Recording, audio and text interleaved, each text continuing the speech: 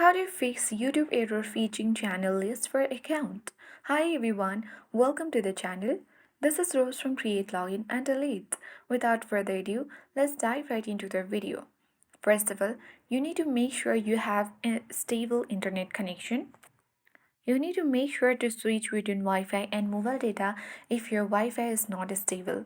You need to make sure you restart your router if on Wi-Fi. Ensure there is no VPN or firewall interference. The second step you need to follow is simply open YouTube application and then tap on profile icon at bottom right corner of your screen. And then you can easily switch your account on YouTube and then completely sign out as well. Then restart the application and sign back in on your YouTube with your Google account. The third step you need to follow is simply clear YouTube cache. For that, long press on YouTube application. Tap on I icon to get access to app info section of YouTube.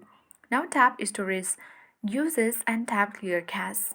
After that, update YouTube to the latest version. For that, open Play Store or App Store. Now search YouTube. If you see updates, update it to the latest version and then restart your device. For that, hold the power button and then tap Restart or swipe towards Restart to refresh system processes. By following this issue, you can completely fix the issues that occurred on YouTube.